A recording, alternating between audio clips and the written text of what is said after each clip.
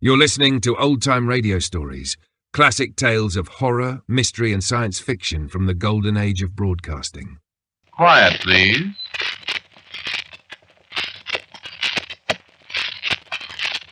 Quiet, please.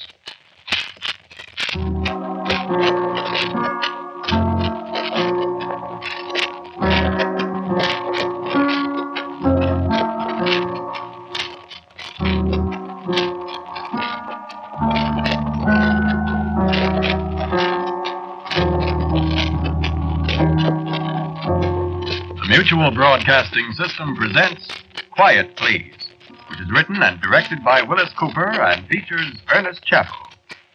Quiet, Please for tonight is called Don't Tell Me About Halloween.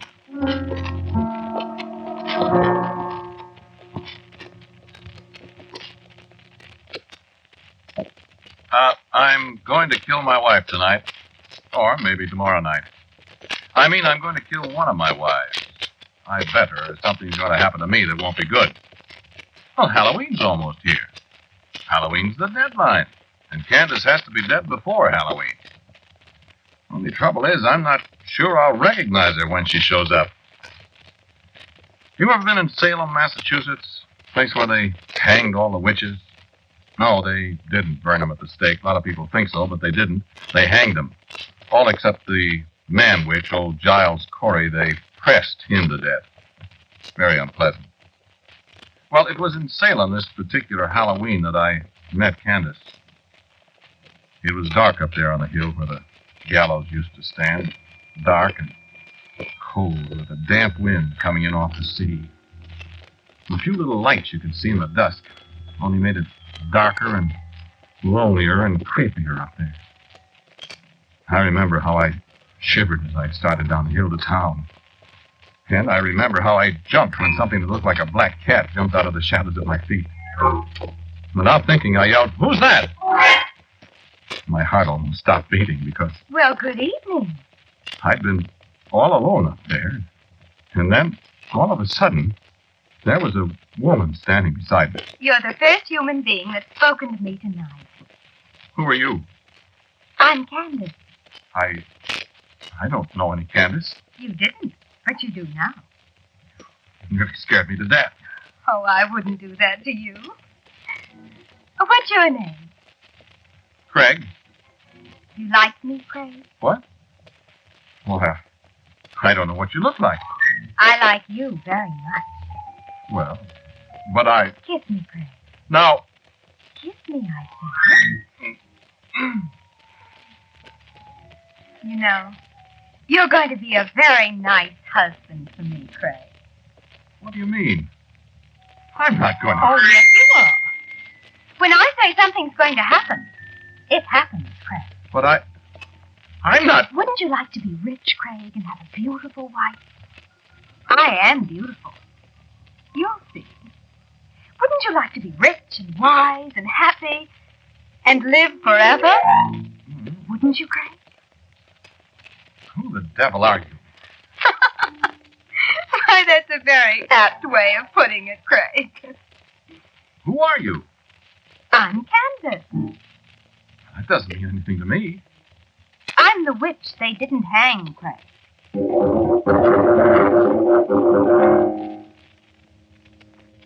Well, she was right. I am rich. Whenever I need money, which hasn't been for a long time now, I ask Candace when she comes to see me at Halloween time. I am reasonably wise, I suppose. I'm quite an authority on American history, quite well considered at the university here. And while I can't say I've lived forever, I have lived 253 years. Now, that's right. You see, I met Candace on the hill above Salem in the year 1694, 2 years after Cotton Mather stopped hanging witches.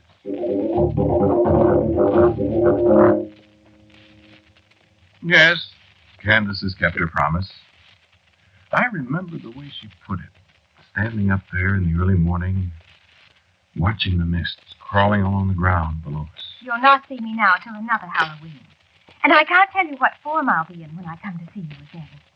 But if you see a strange bird or a lost dog, or any strange being at your door come Halloween, you say, "Who's that?"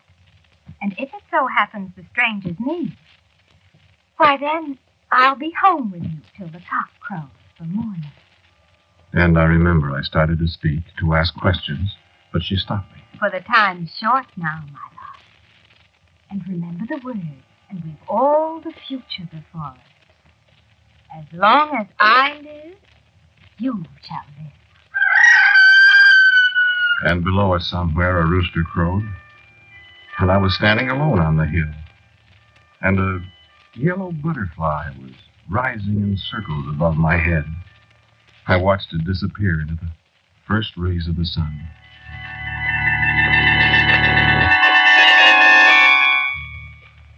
No, I didn't believe it either. And yet, we were only 2 years away from the witchcraft trials, and whatever may be said today, the belief in witches didn't die as quick a death as modern historians would have you believe. I was there. I know. Besides, I had married a witch.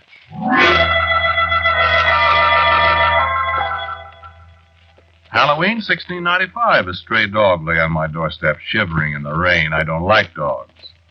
I was about to boot the animal into the street when I caught a look in its eyes.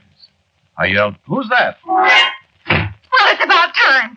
I've been lying there on that doorstep, freezing and nearly drowned without a stitch on, and you stand there and look at me like some great fool.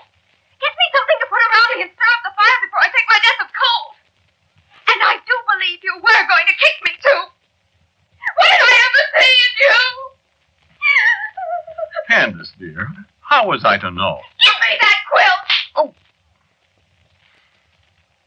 Oh, she was all contriteness and apologies in a moment. But I can feel that slap alongside my chops from 2.5 centuries ago. And our first anniversary was a very pleasant one. I was rather glad I'd married a witch. It had its drawbacks, though. Despite wealth and growing wisdom, people around me in Salem grew old, and I seemed to stay the same age. I moved away, and the years went on. I moved away from Salem, and I moved away from Philadelphia, and I moved from Baltimore, and Richmond, and Savannah, and a score of other places. I spoke to George Washington, and I watched Robert Fulton's steamboat chug up the Hudson when I was more than 100 years old, and looked 35.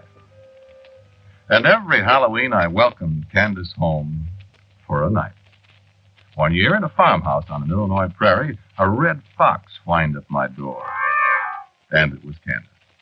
One year a blue jay flew down from a tree in Missouri. And another year, she came as a skittering little gray field mouse. And the year I came back to Wisconsin after the Civil War, a porcupine gnawed its way into my cabin on Halloween night, and one of its quills spiked me before I thought to say, "Who's that?" And when Candace smiled at me, there was only a strand of yellow hair through the thick of my thumb. I remember she pulled it out, and it hurt. Years and years and years. Yeah, she's been a wonderful wife, but I never forget what she is. Once a year is getting to be enough. It was just 67 years ago tonight, before Halloween, you see. That was the first time she appeared before Halloween, 1880. Rutherford B. Hayes was still president then. It seems like yesterday.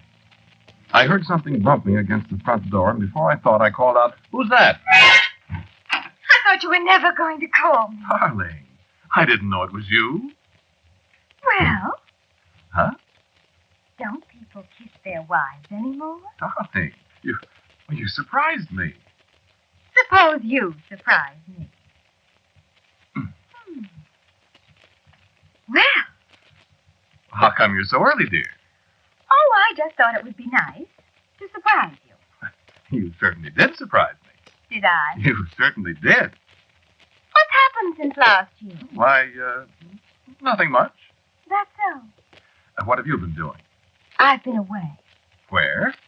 Craig, you'll be better off if you don't inquire too closely into my private affairs. Being married to a witch ought to be enough for you. I'm just Interested, Candace? Like I'm interested in what you do when I'm away. What? I am interested, you know. I don't know what you're talking about, dear. You don't? No. Don't you ever get lonely while I'm away?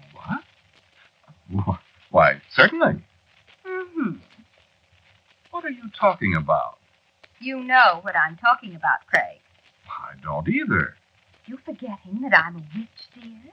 What? You can't keep anything from me, Craig. Don't you know that? Why, Oh, I won't punish you, Craig. But you mustn't run around with red-haired girls. I don't know what you're... Oh, yes, you do.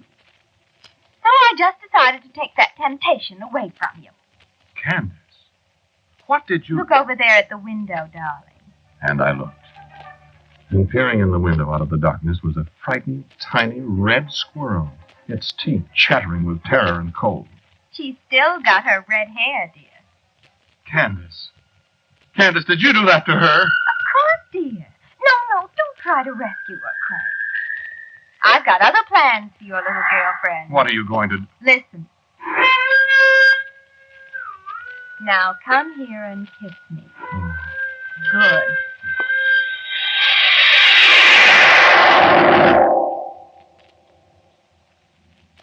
Yes, in some ways it's fine. In some ways.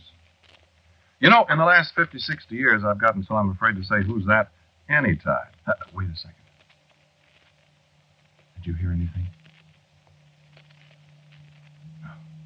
No, I guess she's not here.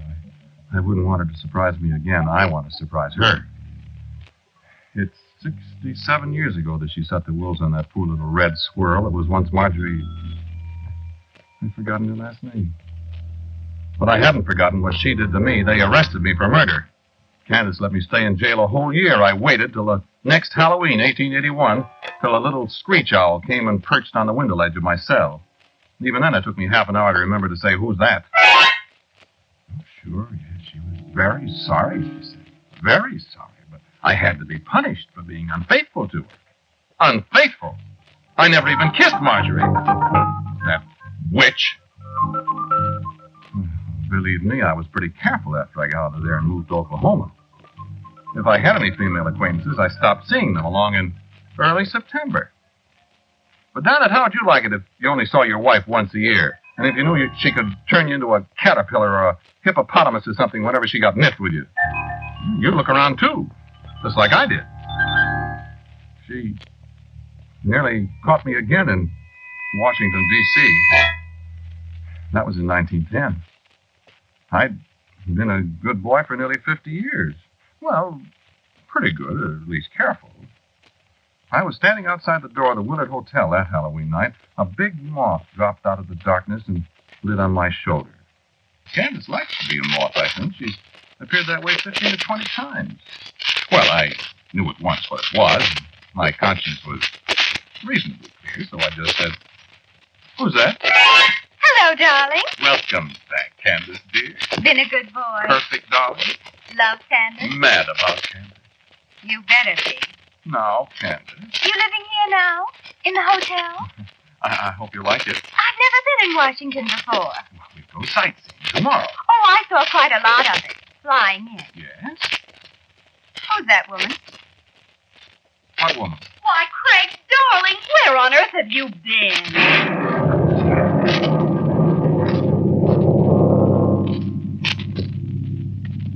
Yes, I thought Gertrude was in Chicago where I'd left her. Wasn't that just my luck? I don't know what Candace did to her. She just disappeared. But you know what that witch did to me? She turned me into a fire alarm box. Don't laugh. It isn't funny. From October 31st, 1910 till October 31st, 1911, I stood there in front of the Willard Hotel, rain and shine, snow and boiling hot weather. And nobody even turned in an alarm on me. Of course, they did paint me in the spring. Then at 11:30 on Halloween, a little black dog came by. I tried to say, who's that? And I made it all right because I could hear gears clicking and wheels turning, and there we were, Candace in a black fur coat, and me in a blue serge suit all plastered with red paint.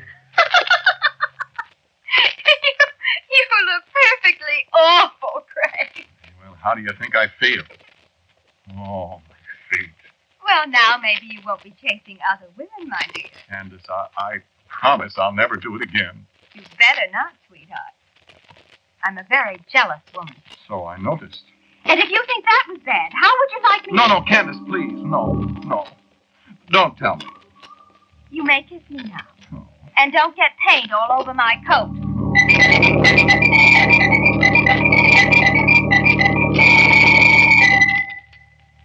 Candace can be very sweet when she wants to be. For these last 30 years, she doesn't seem to want to be. Very much. She spends most of the time she's here asking me questions about what I've been doing, where I've been, the people I've seen. And, friend, I'm getting awful tired of it. 253 years is a long time. A long time with a jealous wife. So I'm going to get rid of her. This time I'm done. No, I don't love Candace anymore. I'm afraid of her. I told you I got this job here at the university in the history department. I've got this little cottage up here in the hills where I go every Halloween. Well, I don't want Candace barging in on faculty row. Well, I'm not supposed to be married here. And you know faculty people. So, I've decided to end it all this year. I'm going to kill Candace. But that is, I hope I am. When she appears, I'm not going to say who's that. I'm going to kill her. And then Alicia and I are going to be married. Oh, I forgot. I didn't tell you about Alicia. Here comes Alicia now. I'd like to have you meet her. This is Alicia. How do you do? Alicia and I are going to be married. Yes, indeed. Right after Halloween. Alicia, secretary to the Dean of Women. Well, that's how I met Craig. Well, I hope you don't mean to imply I was flirting with the Dean, Alicia. Oh, goodness, no, dear. I mean, you were being introduced to her when we first saw each other. Oh, darling. I'll never forget it. Oh, I won't either. Isn't she pretty? Oh, Craig, you mustn't talk that way to strangers. Well, I'm sorry, dear, but you are pretty. But I'm so much younger than you are, Craig. Well, you are a little younger, dear, but that won't make any difference. Will it? Oh, not to me, darling. Excuse us a second. Darling, I love you. Oh, darling, I love you. Kiss me. Oh, but they're looking, sweetheart. Shut your eyes a second, will you, please? Now, darling. Craig, dear.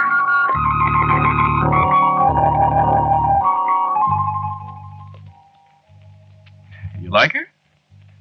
Quite a girl, isn't she? Nothing at all like Candace. Man, am I tired of Candace. Wait a second, the phone's ringing. I'll be right with you. Hello? Hello, darling. This is Alicia. Hello, dear. Are you going up to the cabin today? I'm just leaving, darling. Oh, I wish I could go with you. Well, I do too, but I'll be back in a day or so. Oh, couldn't I, please? No, dear, no. You know it can't be done. I wish I could. Well, it isn't practicable, dear. I'll hurry back. I could drive up tomorrow. I'll probably be back tomorrow. I'll miss you. I'll miss you. I just wanted to say goodbye. I love you. I love you. See you in a day or so, honey. All right. But I wish I could go along. It can't be done, sweet. I might drive up and surprise you. Don't do Goodbye. that. Alicia, wait. Oh, my gosh, she can't do that if she doesn't. Hello. Get me 3412J.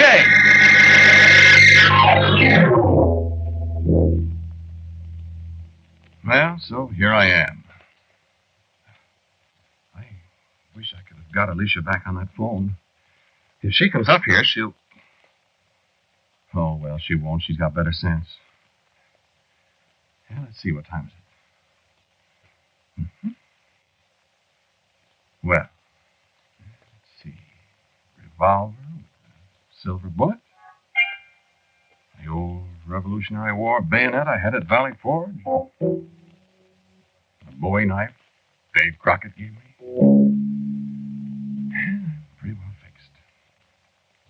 Come on, Candace, honey. Come on. Just come on in. This time you can come ahead of time, baby, and Papa will be waiting for you. And then, Alicia. She's an owl or something this time. Wait a minute.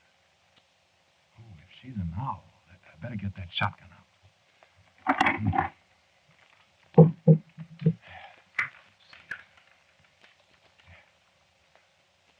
Now, Candace, look out. What the dickens was that?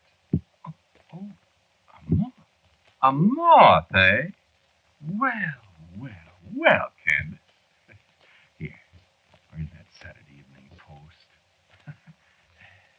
Light somewhere, darling. Light. There. Oh, mister, you're not going to get away this time, sweetheart. Get away from that lamp. Get away, I say. I got you. Oh, you're not dead yet. Well, out. Never mind, Craig. What? Never mind. I'm going to die, all right. Who's that? It's too late, Craig. You've killed me. But haven't you forgotten something, darling? What did I forget? You forgot what I told you back there on the hill at Salem, sweetheart. You'll live just as long as I live. And when I die, you'll die. Oh, Candace, let me help you. It's too late, darling. Much too late.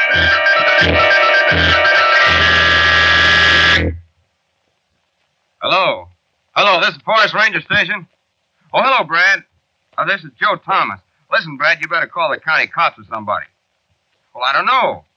Well, I'm at the little cabin halfway up Latigo Canyon. You know, the one with the red shutters? Yeah, well, I was on my way up to the station, see, and I meet this girl. Please be quiet, will you, lady? This girl and her car's busted down. Well, I picked her up, and she wants to come up here. What's your name, lady? Alicia Dean. Alicia Dean. So she's going to meet this fella here, she says, and I left her out, and I was just starting away, and I hear her scream. Scream, you know, holler. So I stop and run inside, and she's yelling her head off. Lady, please. Yeah, I don't know, Brad. It sure looked awful strange. No, there wasn't no guy here. No, nothing but a squashed moth. One of them big death's head moths, you know. And a skeleton. Yeah, a skeleton. All dried up and dusty. Like it was maybe 250 years old. And that's all. Just him and the moth. Funny, ain't it?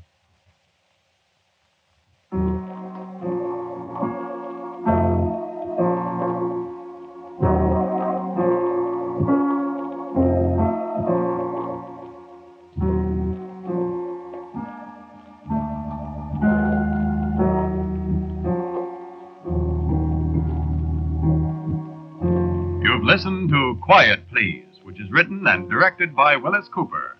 The man who talked to you was Ernest Chappell. And Jarita Bauer played Candace, Alicia was Peggy Stanley, and the forest ranger was Jim Bowles. The music for Quiet Please is composed and played by Gene Perazzo, except, of course, for our theme, which, in answer to many queries, is based on the second movement of the Symphony in D minor by Cesar Franck. Thanks for tuning in to Old Time Radio Stories. Follow us for more timeless tales and get full video episodes plus bonus content at patreon.com/The Forbidden Knowledge Network.